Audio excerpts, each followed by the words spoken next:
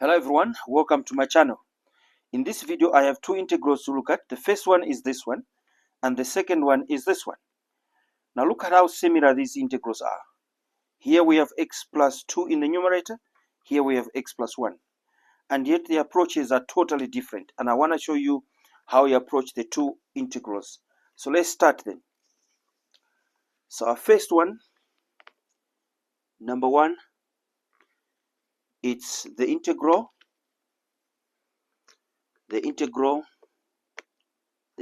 of x plus 2 in brackets dx all over x squared plus 4x minus 5. Now let's call this page 1. Now I always advise my students to be very careful when you're given an integral to evaluate. Do not rush into evaluating or trying to solve the integral. Examine the numerator and the denominator carefully if you have a fraction like in our case here. Is it possible that if I differentiate this I can get the numerator? If that doesn't work, you think of maybe completing the square of the denominator and so on, maybe using trig substitution. In this case, when you look at the denominator here, the derivative of the denominator is 2x plus 4. In the numerator we have x plus 2, so we can obtain or manufacture, so to speak, 2x plus 4 in the numerator. So you say, how do we do that? Well, multiply this by 2.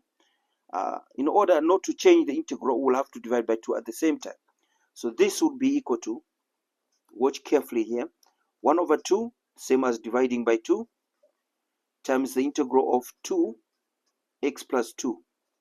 And we're dividing this by x squared plus 4x minus 5. And then we have our dx. Now notice something. These 2's can cancel, but we're not going to cancel because we want to obtain 2x plus 4 in the numerator there. Differentiate this, you find 2x plus 4. Remember, derivative of minus 5 is 0 because minus 5 is a constant.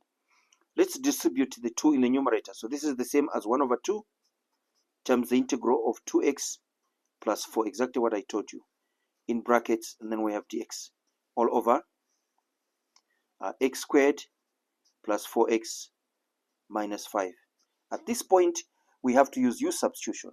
So we're now going to let u be equal to the denominator, which is x squared plus 4x minus 5. Now differentiating both sides, you'll agree with me, we have du on the left, on the right we have 2x plus 4 and then dx. Remember, derivative of minus 5 is 0 because it's a constant. Now if you look at this one here, is exactly what you have in the numerator there. So this integral then is transformed as follows. It's exactly equal to 1 over 2 times the integral of, instead of 2x plus 4 dx, we're just going to have du.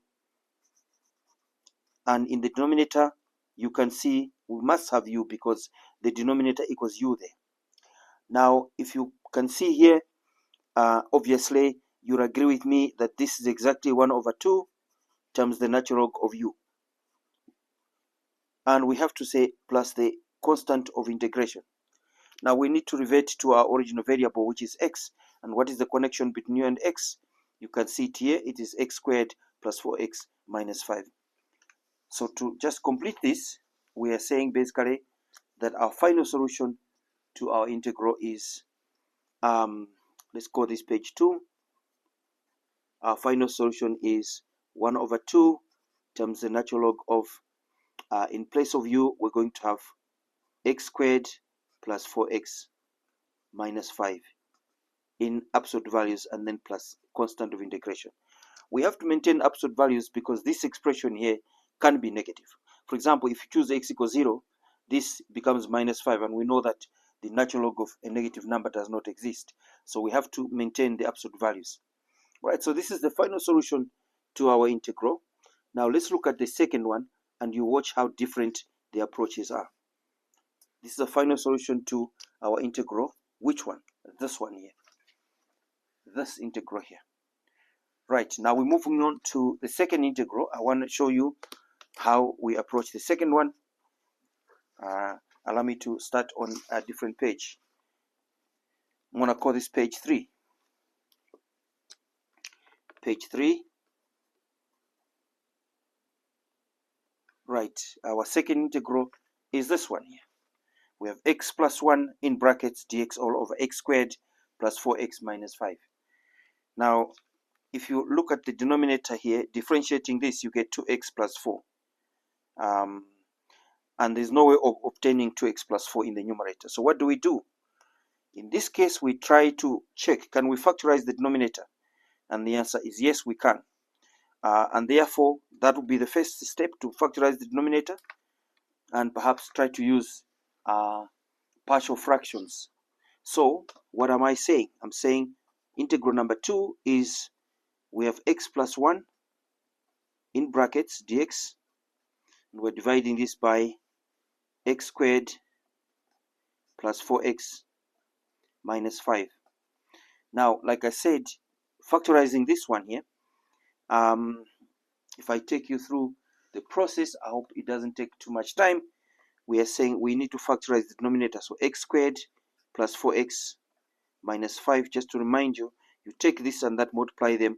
The answer is minus 5x squared. This is called the product. Product of what? Of two factors whose sum is the middle term here. So if you look at the other side, sum will be equal to positive 4x. Now, what two factors of minus 5x squared will give you a sum of that? If you agree with me, it will have to be minus x and positive 5x. And of course, if you add these up, you get positive 4x. Now I'm going to take the 2, bring them in the center there. So this is the same as x squared minus x plus 5x minus 5. Now grouping terms, the common factor in the first two terms is x, open brackets. X into x squared is x. X into minus x, obviously you can see minus 1. The common factor here is positive 5. Positive 5 in there is x. Positive 5 into minus 5 is minus 1. And the common factor here, as you can see, is x minus 1. And then the other bracket must contain x plus 5. Now, this is quadratic factorization, or factorization of trinomials. And therefore, our integral then can be transformed a little bit to something like this. X plus 1 in the numerator, dx, all over. In the denominator, we have x minus 1 times x plus 5. Now, partial fractions will do here. We have to decompose the integrand by using partial fraction technique. So let me show you how that is done. So we are saying x plus 1 all over x minus 1 x plus 5. Now these two terms in the denominator are basically linear terms. So this can be rewritten as a constant all over x minus 1 plus b all over x plus 5. Now all we have to do is simplify the right hand side. Now the common denominator, or the LCD of the two terms, is just a product. So we have x minus 1 times x plus 5. And then we take x minus 1 into the whole of this expression. It will be x plus 5 multiplied by the numerator. So we have a, open brackets, x plus 5. And then we have a plus sign there. We respect it. This expression into that, it will be x minus 1 multiplied by the numerator. That will be b x minus 1. Now, remember, on the left-hand side, we have the following. We have x minus 1 and then x plus 5. In the numerator, we just have x plus 1. Right. Let's simplify the right-hand side by distributing a and b there. You agree with me that what we have is ax plus 5a and then plus bx minus b all over x minus 1, and then we have x plus 5. Now on the left, we still have the same expression. X plus 1 in the numerator all over x minus 1 and then x plus 5.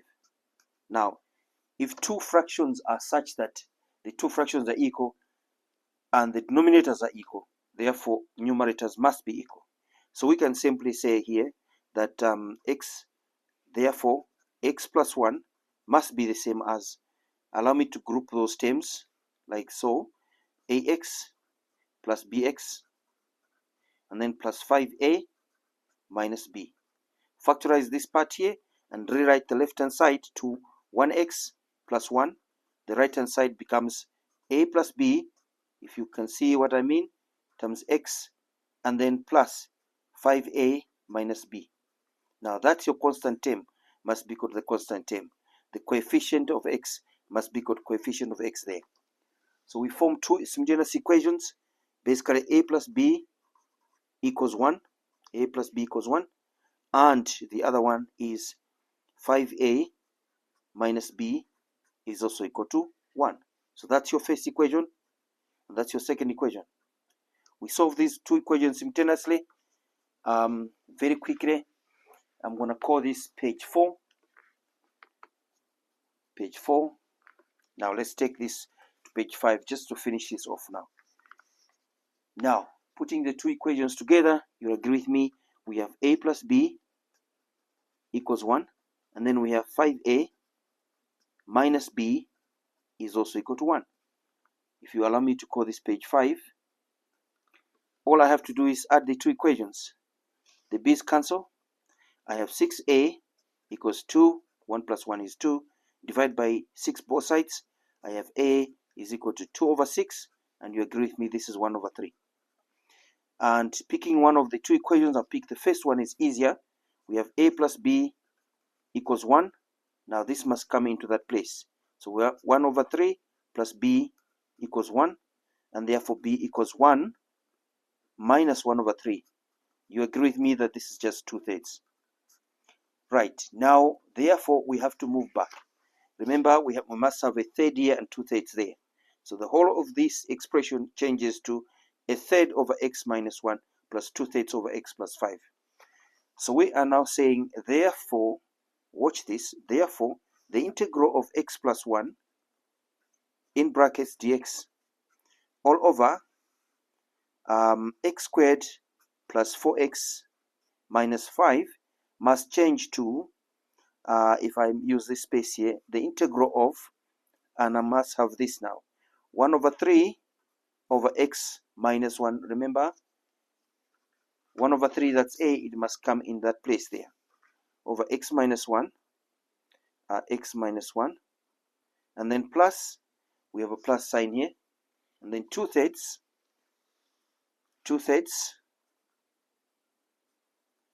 all over x plus 5, and then we are saying dx.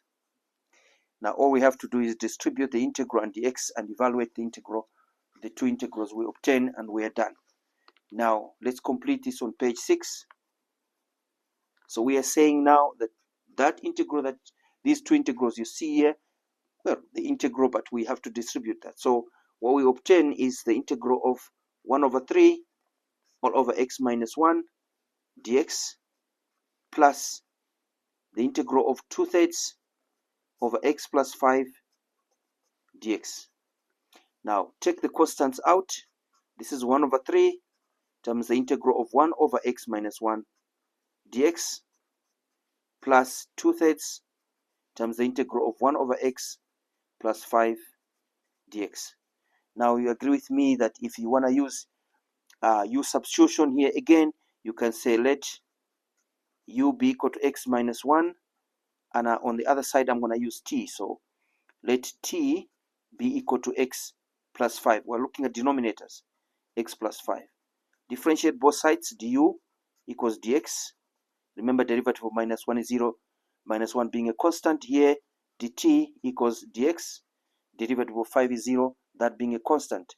Going back in there, this changes to 1 over 3 times the integral of 1 over u. Remember, x minus 1 is u now, and dx is du, plus 2/3 the integral of 1 over, remember, the denominator now must be t, and the dx must be dt.